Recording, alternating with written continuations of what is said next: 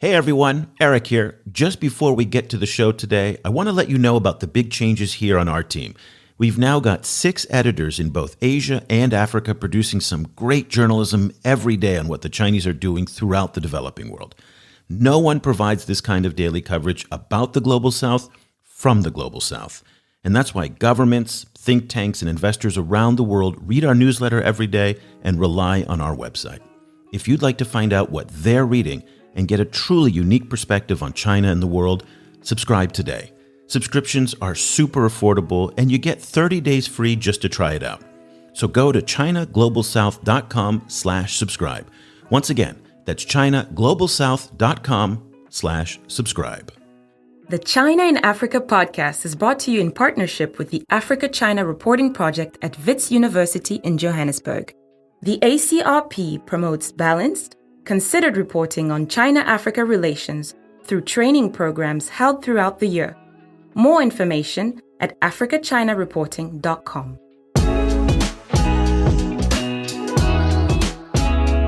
Hello and welcome to another edition of the China in Africa podcast, a proud member of the Sinica Network from SupChina.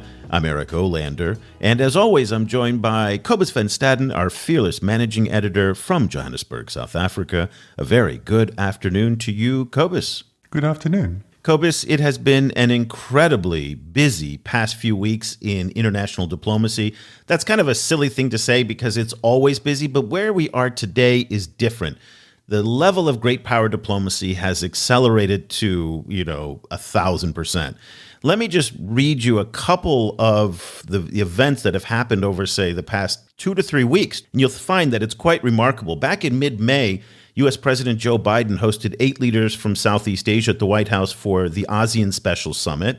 Then a week later, Biden himself headed off to Asia. But at the same time as that was going on, Chinese Foreign Minister Wang Yi, he bounced down to the South Pacific and embarked on a marathon 10-day, 8-country tour. That then sparked a whole flurry of diplomacy from Penny Wong, the new foreign minister from Australia. And all of a sudden, the South Pacific pops up as the new theater for great power diplomacy. And after he came out of the South Pacific, Wang Yi then turned right around just this week and went to Central Asia for the China plus 5 Central Asian states foreign ministers meeting. That's the C plus C5 meetings. He was there all the way until Thursday. And at the same time that was going on, okay, there's still more. The United States was hosting the 9th Summit of the Americas in Los Angeles. And that was a whole big drama in and of itself. We won't get into that now. We've been writing a lot about this in our daily coverage. And if you're interested, you can go to our website. But what was interesting, Cobus, was that at each one of these different events, whether it was the Chinese or the Americans, they were both sending huge amounts of shade towards the others and really just sending downright hostile signals towards the others. So Biden himself never once mentioned China at the Summit of the Americas, but his aides were filtering out messaging that a lot of the new initiatives are meant to counter Chinese influence in the Americas. And at the same time, the Chinese and Wang Yi were saying the same thing on their tour. So really, we're in this, this incredible moment right now. And while all of this was going on, an amazing video featuring comments by Indian External Affairs Minister S. Jaishankar began to make its way around social media, particularly on African Twitter. I want you to take a listen to this, and Cobus, I'd like you to comment on it.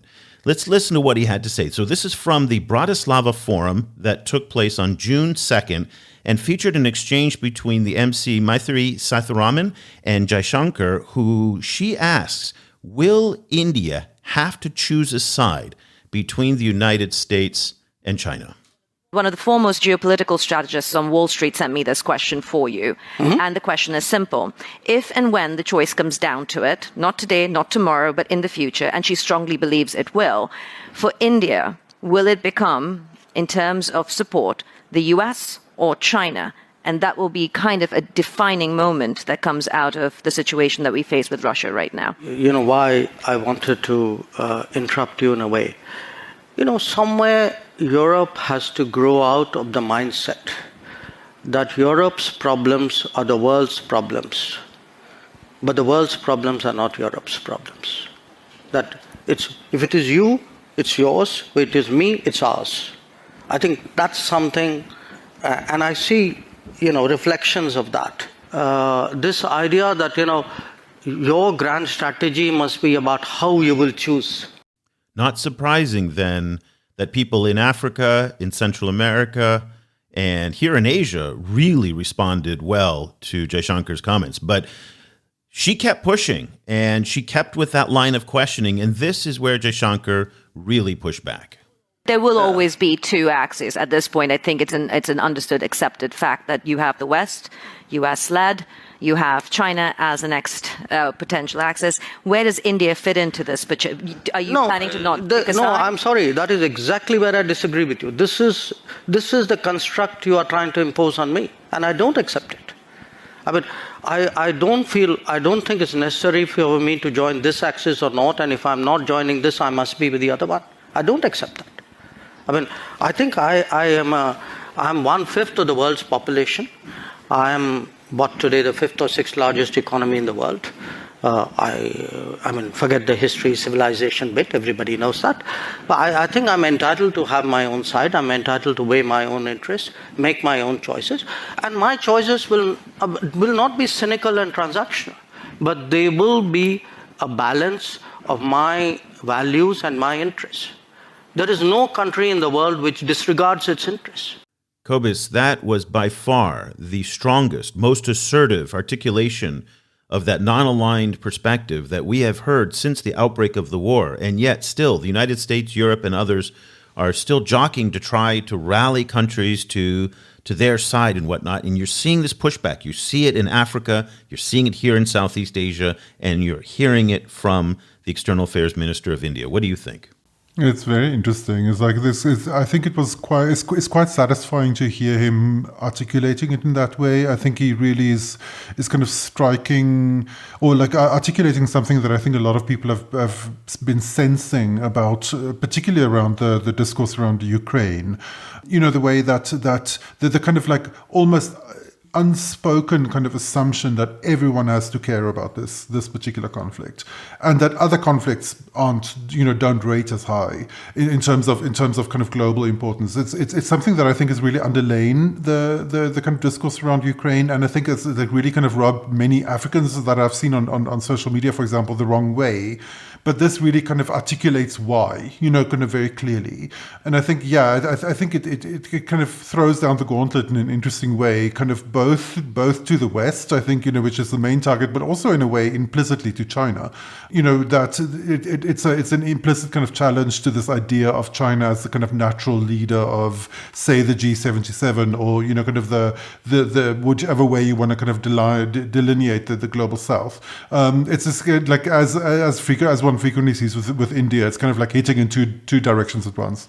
Well, let's take that a little bit further and look at where Africa is thinking right now in terms of the conflict in Ukraine, the disputes between the United States and Russia, and what different African countries, again, how they're positioning themselves in all this. And we're just thrilled to have on the show for the first time Ronak Golpadas, who is a leading geopolitical analyst in South Africa, where he's a director at the African risk management firm Signal Risk, and also a well-known columnist who's thinking a lot these days about where Africa fits in the new global geopolitical reality.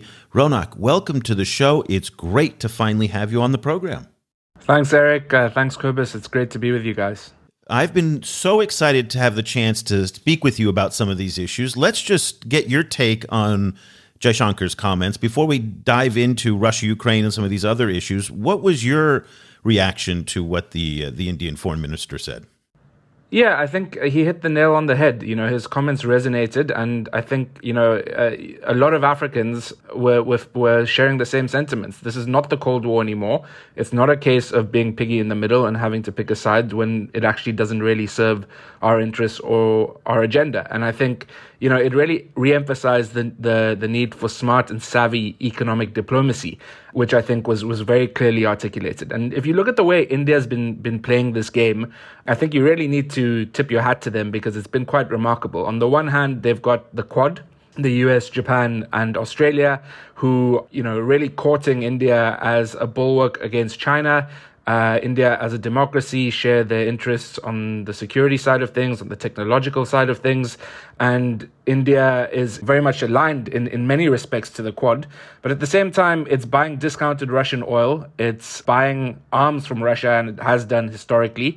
And it's effectively adopting a position of strategic ambivalence or neutrality. And, as the External Affairs Minister has said, this is not about ideology or anything like that. It's about pragmatism. And I think there is a significant lesson in there in the very nimble way in which India is being able to do this. And we've seen the Quad kind of retreat a little bit in the pressure that they placed on India initially. So it's managing to kind of have its cake and eat it too. And I think that really is testament to some very, very clever and shrewd economic diplomacy. And one point that you didn't bring up is also that India has been a very enthusiastic and active participant in the BRICS grouping that has come back to life in the past 2 or 3 months. And there's been a lot of meetings with the BRICS foreign ministers, and the Indians have been very active in that. So, Cobus, what's your take on this? Yeah, this is very interesting, and the fact that India can both be a BRICS member and a Quad member at the same time is a real testament to India's power, and also I think the kind of breadth of their attention span. I don't know that South Africa would be able to pull that off, but it's a really interesting kind of emerging dynamic. But I was also kind of wondering, where it goes from here. Like, Ronak, like how do you see this developing into the future? Are we looking at India increasingly kind of like insisting on being as as was implied in that soundbite, kind of being an axis of its own, and kind of where would that axis sit in relation to all of these other axes? Yeah, it's a good question, Cobus. I think with the BRICS, there's very little ideological and intellectual coherence. It's a good acronym, and we know that it was coined by Goldman Sachs. But these countries have really, really big differences. Apart from being kind of regional hegemons, having large populations and vast land masses, you've got 2 commodity importers and 2 commodity exporters. I think the shared value is in the symbolism and the fact that they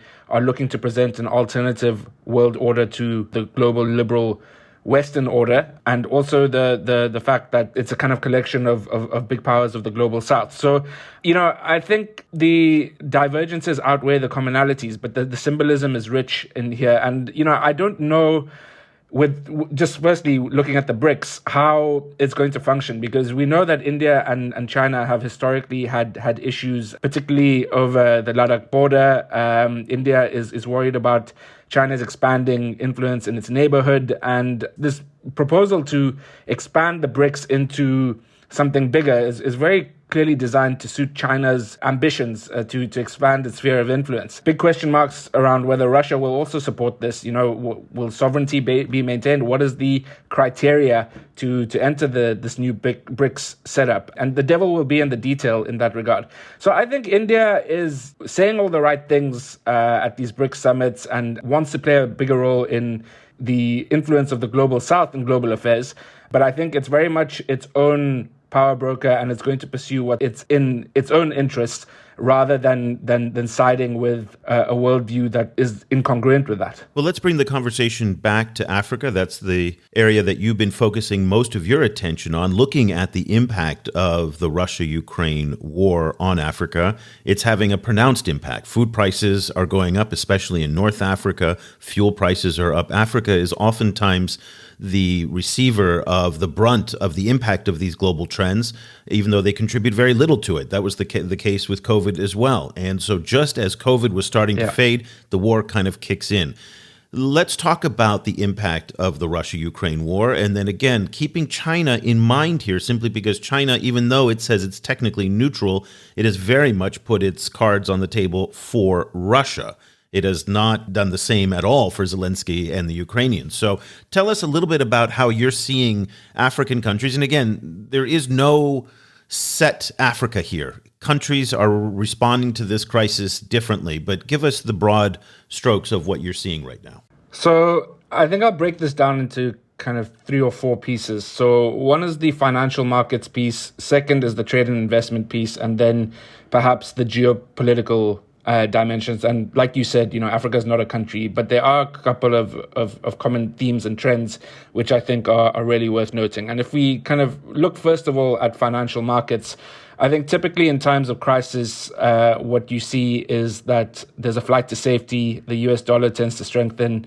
You get risk aversion, and that has a knock-on effect on emerging market debt, stock markets, currencies. And we've seen that play out with African Eurobonds, which have fallen squarely in the firing line. This year alone, African sovereigns are paying more than 5% more on their external debt. And that is a problem, because it means that your debt servicing costs go up and your cost of funding increases, which means that there's very little fiscal space for any of the other priorities that you need to take care of. And I think that's clearly evident in a country like Ghana, which is struggling with bad politics and bad economics at the moment. Inflation is almost 30%, and the currency markets have not been kind to them at all.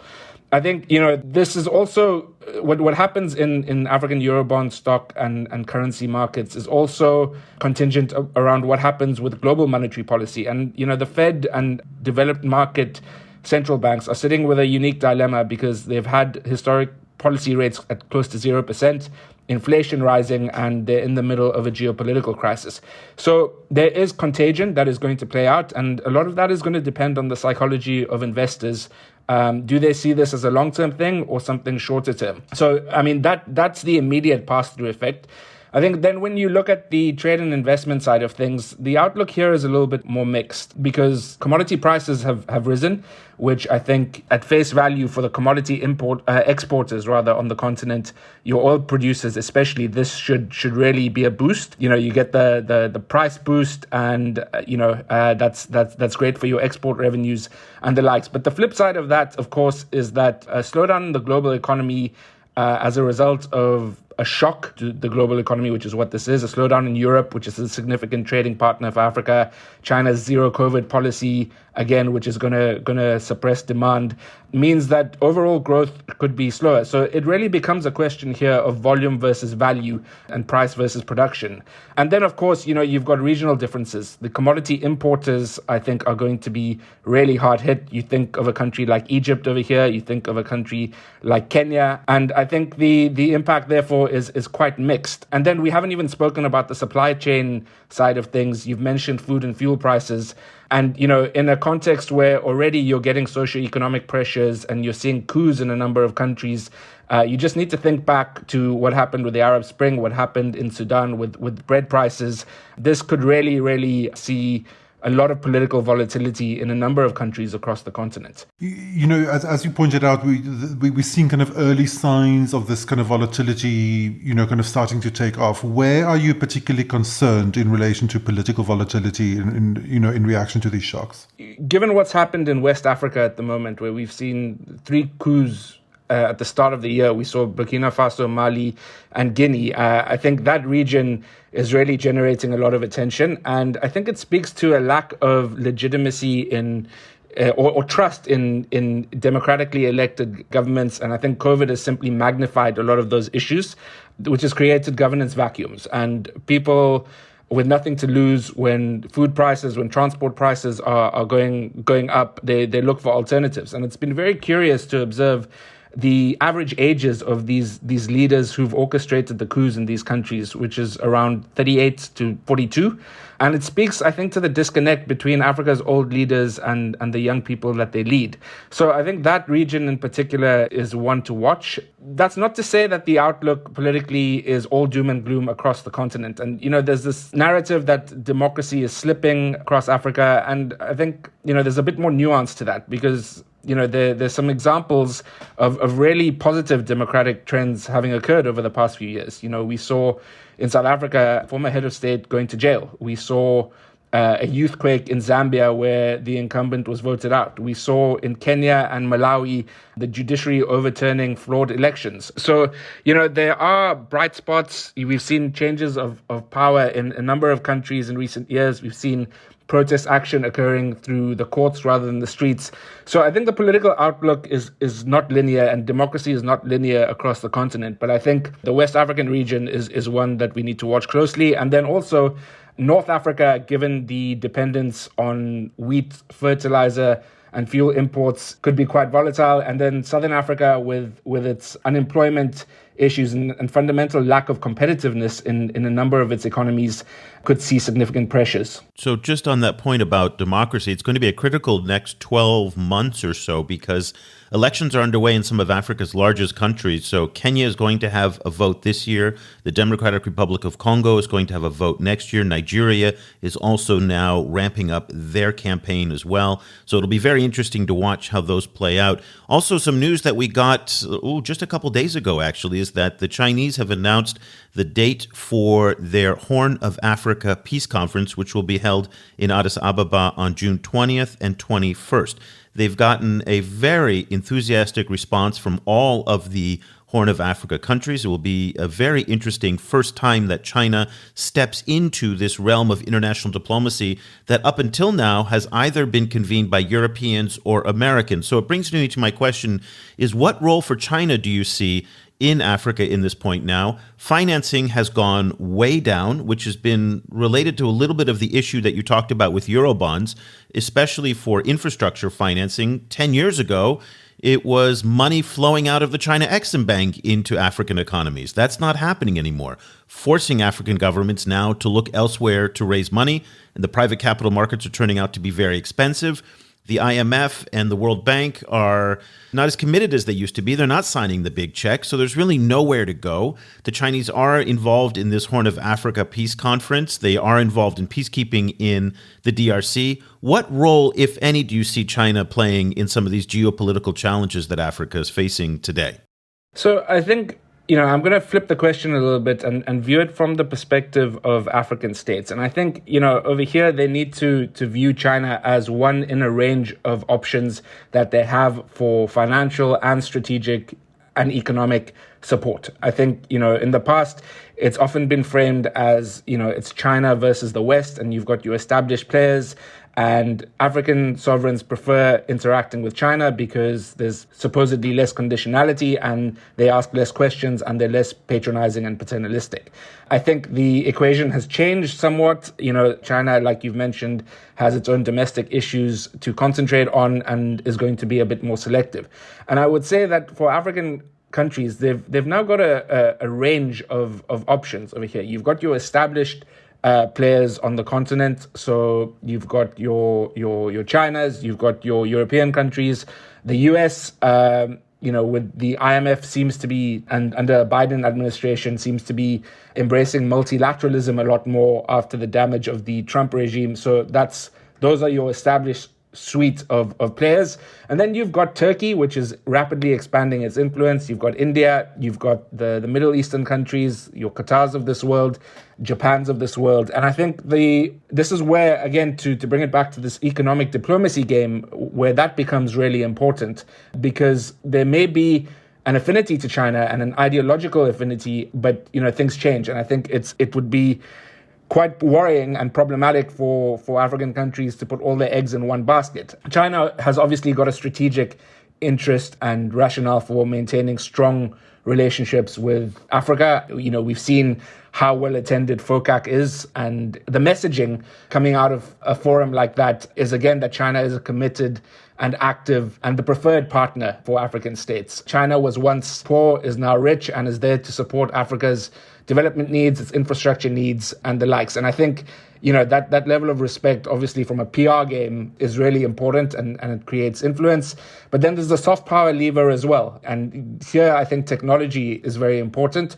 We're all aware of what China is doing in terms of its technological expansion and offering access of Chinese devices to many Africans who are looking to access digital technology and use that as a tool for economic inclusion. You spoke about the political and kind of geopolitical kind of frame for all of this development. In terms of the financing itself, we over the last few years we've seen a sharp reduction in Chinese policy bank lending, as we've also seen not by no means all African countries, but some African countries starting to kind of like slide towards debt distress. Are you seeing any new kind of financing mechanisms, so new like emerging financing options, kind of starting to appear for Africans as they go into this decade, particularly also against the background that they're also going to have to pay for climate adaptation and mitigation? Or are we essentially kind of like with debt distress in Africa seeing like a radical kind of like narrowing of options for these countries? So what's been really interesting, Cobus, is kind of observing the return of the IMF. And historically, we've seen this aversion to getting into bed with the IMF because of the history of structural adjustments through the 80s and 90s, the austerity measures. And the IMF has kind of got a bit of a bad rap in Africa. But we see, in recent times, Mozambique and Zambia have indicated that they're going to get into programs with the IMF. Angola and Egypt have been relatively successful in their programs. And I think, as kind of was alluded to earlier, with the Eurobond market becoming more expensive and with China being more selective, the IMF is emerging as an option which brings policy credibility and restores trust in a context of two really significant global shocks. We've had COVID, where we saw kind of in 2020 the first recession in 25 years across the continent, and the continent's economies were crippled by the three C's: COVID, commodity prices, and the cost of funding. Last year was a year of the three D's: debt, disease, and dysfunction. This year was supposed to be about recovery. Instead, we got Russia, risk, and now attention is turning to reform. So I think, in that context where, access to finance is becoming more and more difficult, there are a few reasons why the IMF is emerging quite strongly as an attractive option. So one, I think the IMF have changed a little bit in terms of their approach. Two is the fact that, many countries can use the IMF as bad cop. And then three is, the soft power lens that I mentioned in the context of the great power rivalry. So I think that's been really, really interesting. As I mentioned, there is this suite of suitors who are all very, very active and interested on the continent, and each offers something different. But I think the longer term solution has to be around African solutions to African problems and developing local capital markets, because otherwise what happens, largely because our economies are not diversified, is that we're subject to this kind of boom bust scenario where if there's a change in the risk environment, if there's an external shock, and with around 60% of African debt now dollar denominated and held by private creditors, I think this makes it quite a complicated set of affairs. So the solution is definitely around reducing that dependency longer term. Let's stay with that, because that 60% number is very, very important in the context of the IMF discussion, because World Bank and the IMF for several years now have been complaining that not enough has been done in terms of debt relief and debt servicing and debt restructuring. The problem is that the private creditors aren't budging. The Chinese have been a little bit more flexible, but they're not canceling any of the debt. They are rescheduling some of it. And even some of the multilaterals, they haven't canceled much of the debt. So when the IMF comes in and says you need to reduce your debt servicing costs, you need to allocate more money to social spending, you need to stop borrowing so much, their hands are tied right now because so much money is going out the door in debt servicing, and they don't have the ability to influence Wall Street and the city in London. So what does the IMF do? How much power do they actually have in a place like Zambia, when Zambia itself can't even force their creditors to change? So I think this is, I guess, the whole approach around the G20 common framework. Do you take that seriously, by the way? I mean, 3 countries have participated in the common framework. No one else is taking it seriously. Yeah, and there are legitimate reasons for that. Ratings backlash, market backlash, conditionalities. But I think given what's happening with Chad, with Zambia, and with Ethiopia, if this works for any of these countries, it could be a template for other distressed African countries to look at. So, look, I mean, there are serious complications with the G20 Common Framework for Debt, but it's a step up from the DSSI. And, if you look at the process, IMF staff level agreement, creditor committee, the debt restructuring proposal, private sector negotiations, and the final debt restructuring or cancellation approach. It's arduous and it's long, but it's very difficult to see many alternatives. And I think watching these three countries who have signed up for it is going to be quite instructive around whether it gets more traction. Just one more question on the debt. As you mentioned, a growing proportion and very prominent proportion of African debt is private sector kind of debt held by bondholders. Frequently, we're talking there about kind of thousands of people. It's very difficult to coordinate anything with them. It's structurally very difficult to arrange any kind of debt renegotiation with those bodies. Which options are open for African governments in case if they run into trouble with this kind of bond debt, particularly kind of like what could happen if in the case of a default, and what kind of recourse is open to African governments? That's a difficult one to answer, because I think right now we find ourselves in a bit of a pickle. There aren't many options available, which is kind of why we've ended up in this situation, because we're pretty much out of options. Generally, countries don't voluntarily go to get into bed with the IMF and to go through this, but the debt service costs in the past 10 years have quadrupled across the continent. And as I mentioned, with China being a little bit less benevolent in its approach, with countries struggling with outreach, it becomes quite difficult because European countries are having to navigate their own dilemmas as a result of the war. There's very little in terms of countries looking outward and willingly providing debt relief unless there's a quid pro quo somewhere. So I think it's difficult to say, Cobus. Not many options available, to be frank. We're going to take a short break and we'll be right back. Bonjour tout le monde. This is Jérôme, host of the Afrique Chine podcast. If you speak French or if you just want to practice your French, then join me every week for the only French language podcast on everything going on with the Chinese in Africa. We are talking about mining, politics, culture, education, you name it, we are covering it all. Subscribe wherever you get your podcast and also follow us on Twitter at Afrique Chine. That's Afrique with a K, or online at projetafriquechine.com. I want to talk about another problem, and this is turning into a very grim show. It wasn't my intention for it to be this way, but that's where we are today, I guess, in the world, is that while everybody's focusing on the debt, very few people are focusing on the trade deficits. And some numbers came out of Nigeria just this week for first quarter trade with China that I'd like to get your take on. So total trade with China in the first 3 months of 2022 was $3.62 billion.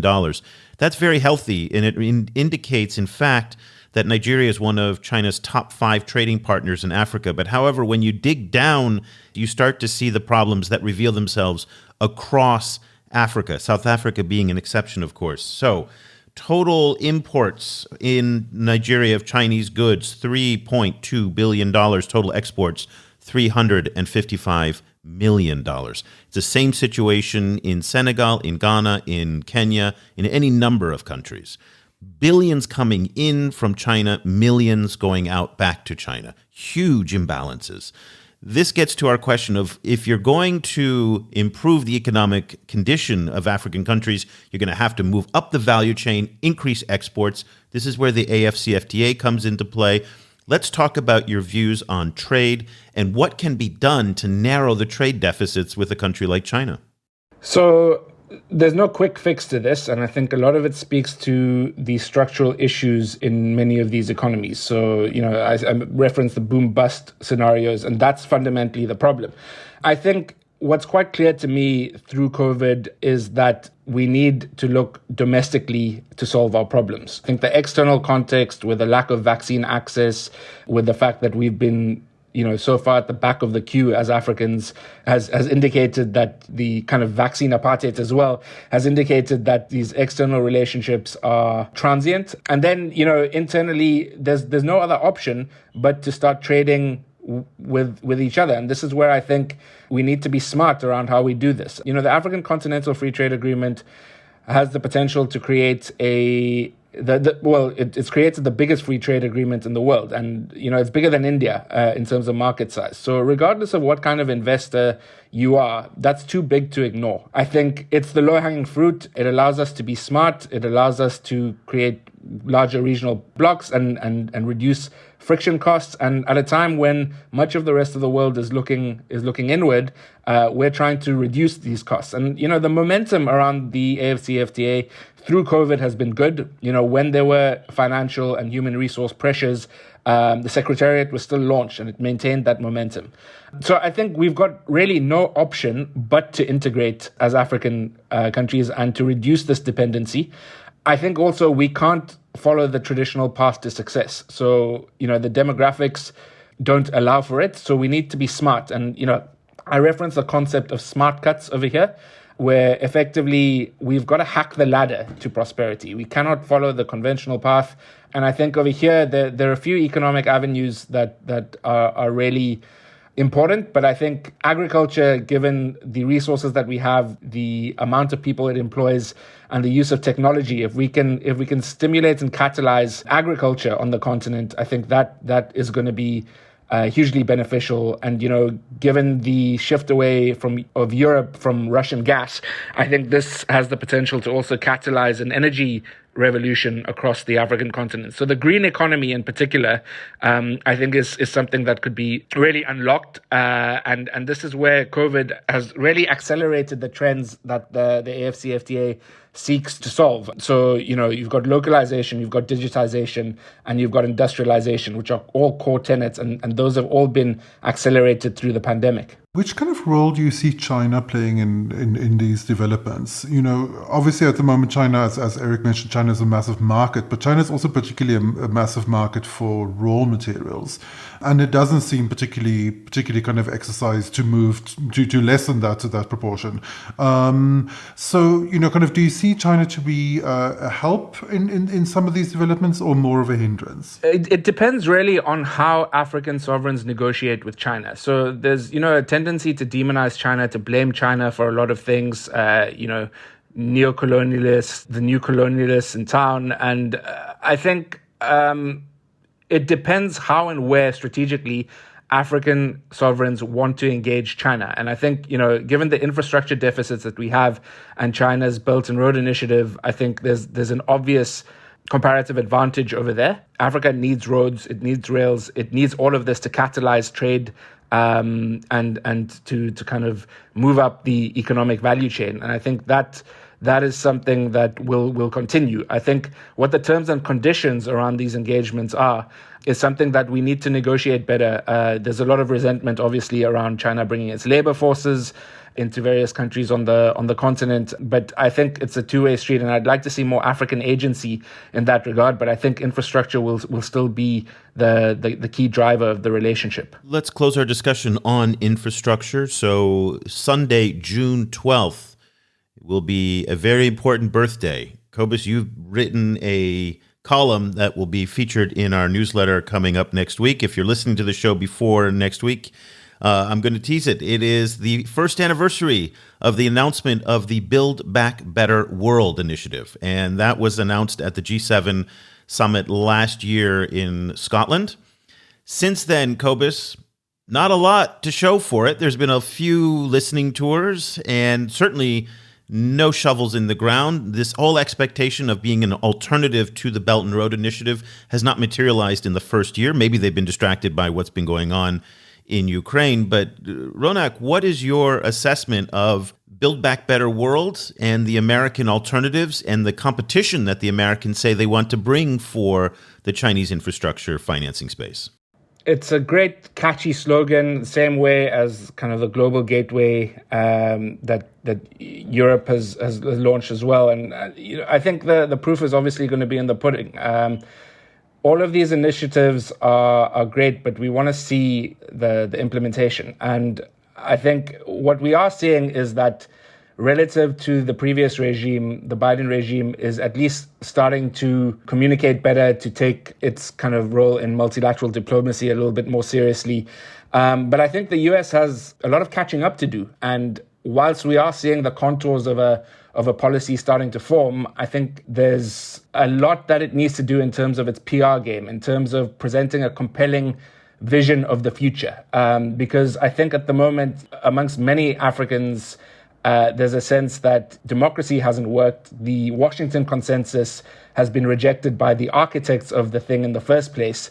And what we want to see is actual tangible progress. And this is where China, with its non-patronizing attitude, with the fact that it can present a Beijing consensus and a very clear vision of the future, is started to find resonance in many African countries. So I think the US has got a lot of work to do on the PR front in terms of mounting a charm offensive and changing its image on the continent. But I think the US private sector-led initiatives, again, are something that I think can only benefit the African continent if we look at this in a range of suitors and we leverage our comparative advantages and we start to negotiate as a common bloc. How optimistic are you about Africa kind of negotiating as a common bloc? That this is something, as someone who's spent a lot of time in this space over the years, that this is the single most common recommendation. Kind of like one sees so many times. Like I've made that recommendation so many times. Almost everyone I know who's worked in China, Africa,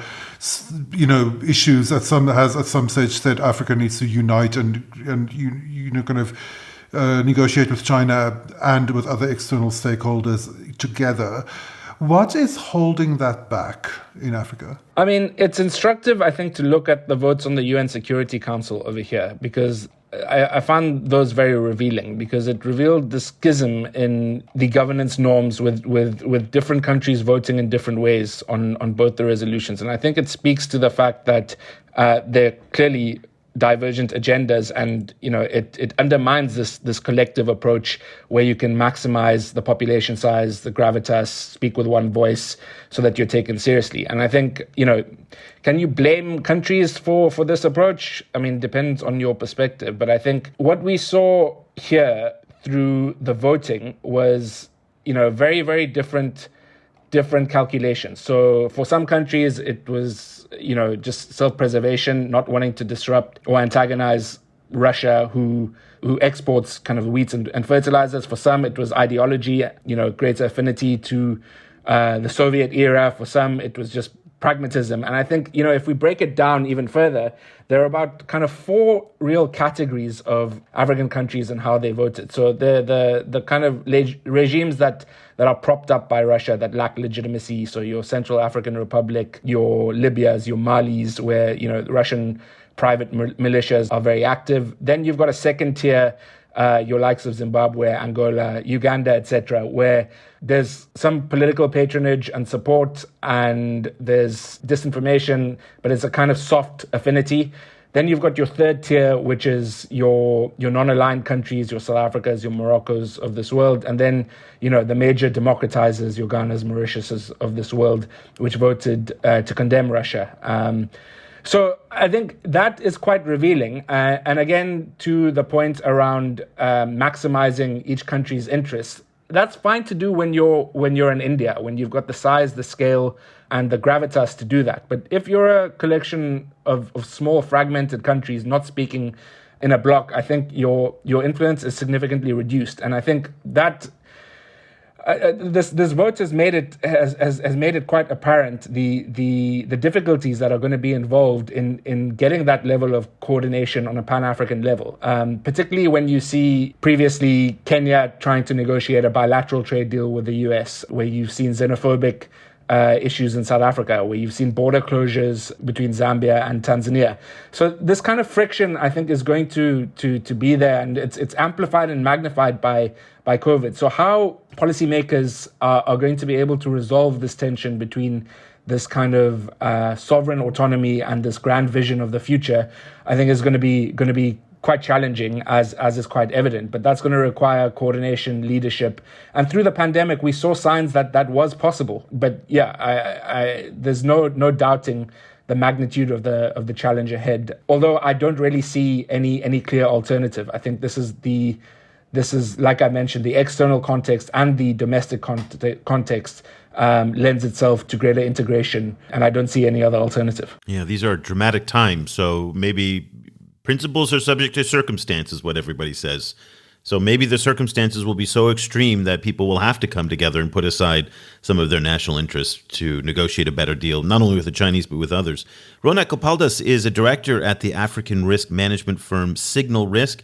He's one of the smartest guys out there. Ronak, you're also very active on Twitter. And if people want to follow what you're reading and writing, where can they find you? Thanks for the compliment, Eric. My Twitter handle is just my name, Ronak Golpadas. So, yeah, pretty straightforward. And I will put a link to Ronak's Twitter handle in the show notes. I'll also put some of his columns that he's been writing over the past few months in there as well, so you can follow what he's doing there. Ronak, thank you so much for covering so much ground for us today. I mean, my head is spinning with all the things that you've kind of given us to think about. So we really appreciate it, and we can't wait to have you back again.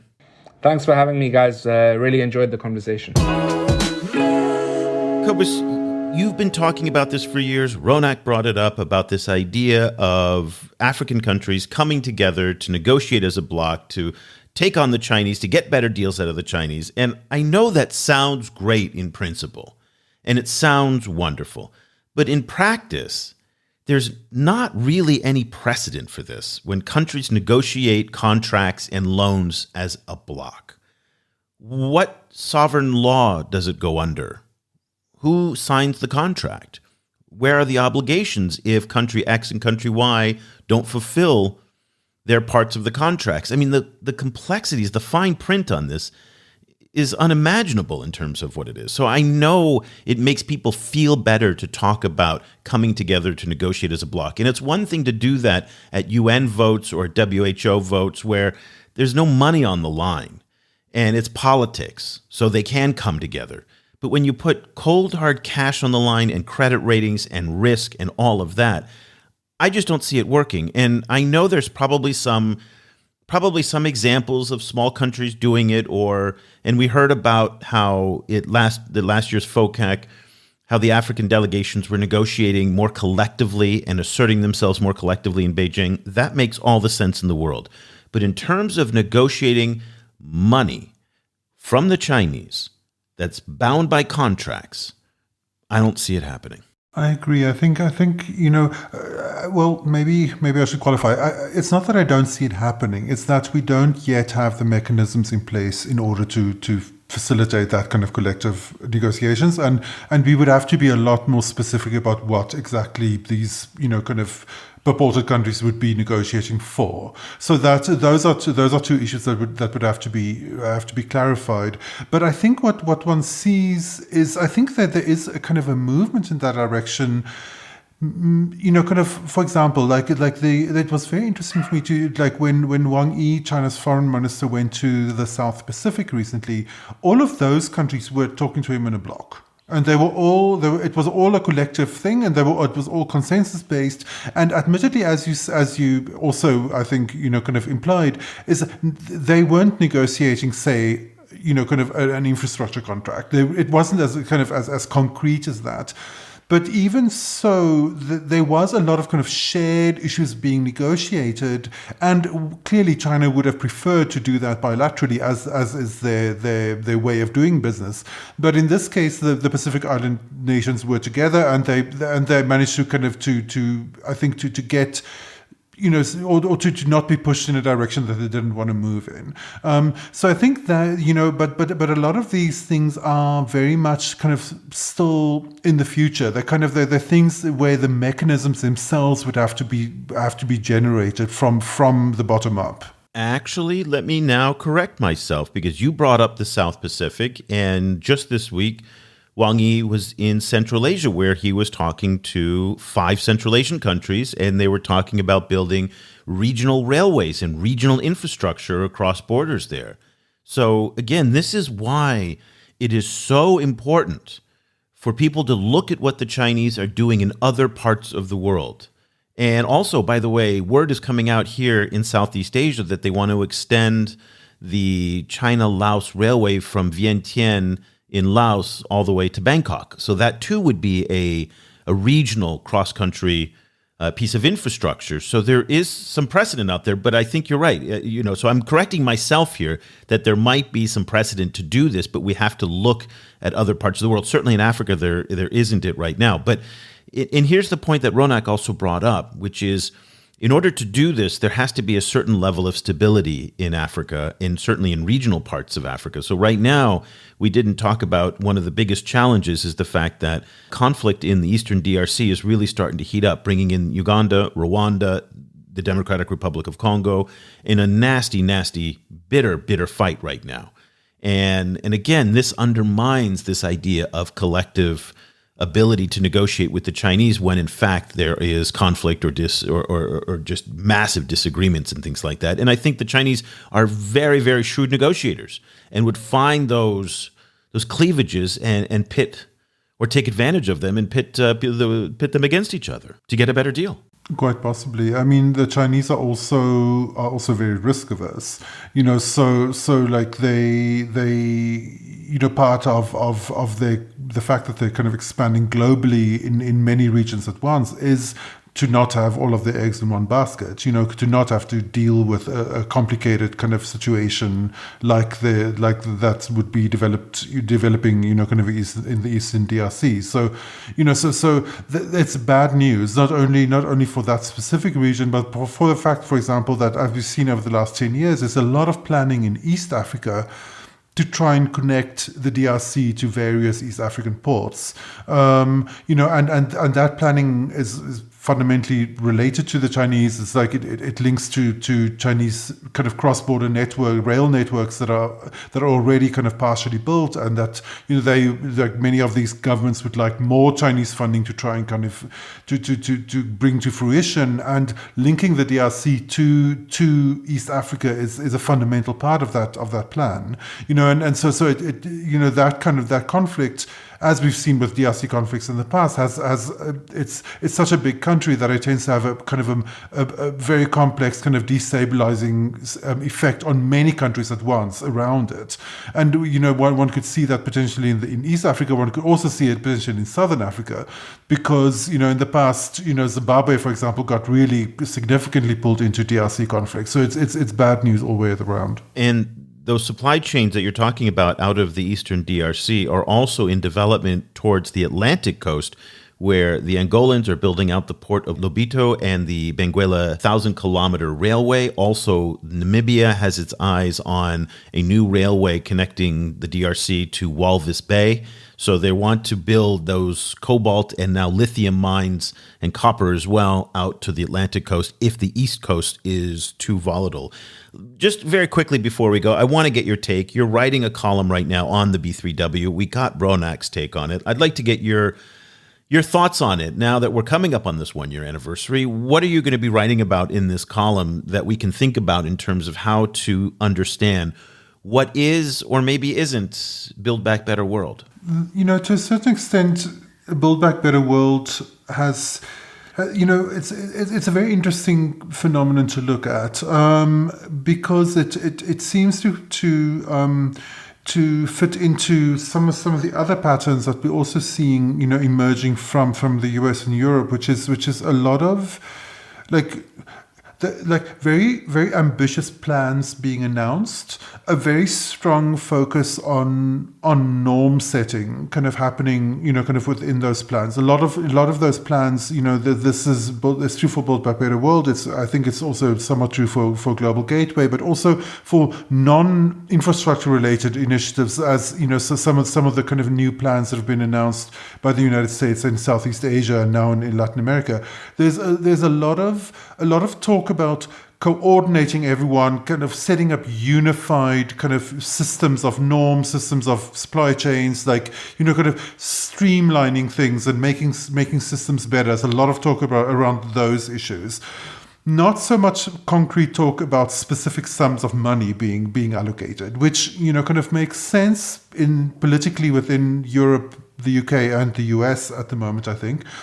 But it raises then questions, kind of about not only in terms of how to sweeten the deal to get cooperation from these countries, but it raises a more fundamental issue, I think, about what the value is of these kind of unified systems, what a lot of American diplomats refer to as the rules-based international order, and the particular kind of other rules-based systems that fit into that larger order. what the value of that is to the global south. So objectively speaking, there's a lot of value there. Kind of obviously it facilitates many kind of systems and the global south's role therein. What I think they don't tend to acknowledge is that these systems also tend to be structurally set up as a form of marginalizing kind of factor. Or that many global south, more specifically many global south countries, find themselves structurally kind of on the side of a system where Western countries sit in the middle, and so without moving towards saying, okay, we're allocating X amount of money for this particular project, you have a situation where there's a lot of talk about these initiatives, and particularly when you speak to Western stakeholders, a lot of talk about these initiatives as real things in the world. But one is not 100% sure where they stand. Like, we're not sure what the actual reality is. So it becomes a kind of a moment which I think is a tendency for Western countries or Western power at the moment as a whole, where Western power is very strongly discursive. It's about setting narratives, about setting norms, about standard setting, and what's in and what's out, what works and what's not, what's just and what's unjust.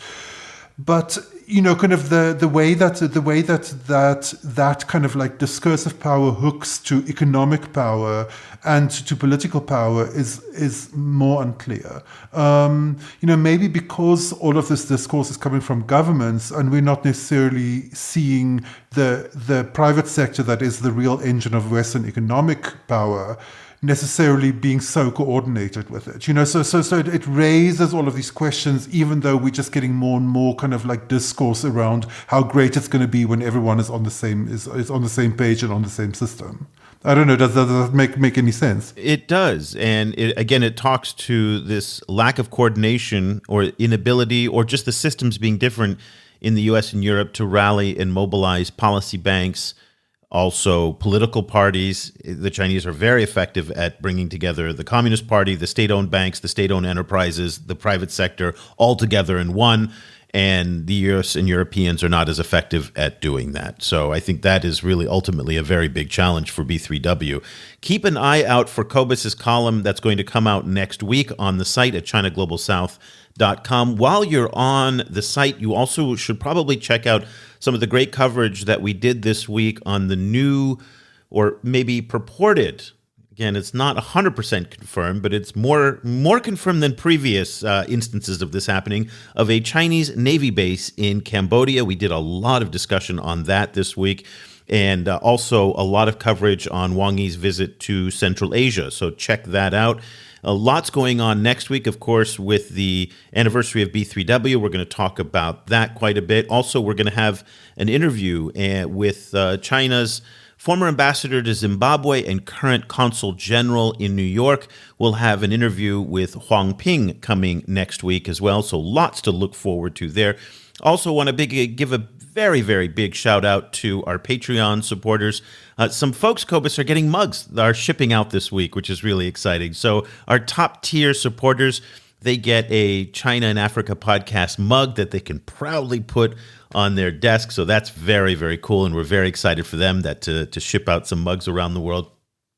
If you would like to join our Patreon community and to support our show and the work that we're doing, we have 6 full-time journalists that really depend on your support, on subscribers and Patreon together. So thank you very much. If you want to support the work that we're all doing, go to patreon.com/China Africa Project. You can, donate what you want and be participating in our community that's there. We're holding private briefings for our top tier, and they get the mug. Also, everybody gets the weekly digest that goes out on Friday as well from our editors in Cairo, all the way down to Cape Town, Johannesburg. We have got editors all over and here in Asia as well. So we would love for you guys to be a part of what we're doing. If you'd like to subscribe and get the work work that we're doing every single day, have access to our site, our archive of 4,000 plus articles, 700 podcasts, transcripts, all the good stuff.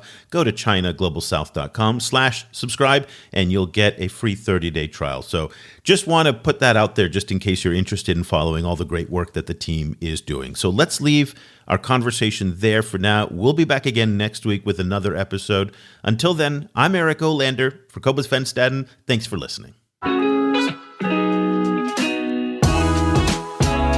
The discussion continues online. Tag us on Twitter at ChinaGS Project and visit us at ChinaGlobalSouth.com. If you speak French, check out our full coverage at projetafriquechine.com and AfriqueChine on Twitter. That's Afrique with a K. And you'll also find links to our sites and social media channels in Arabic.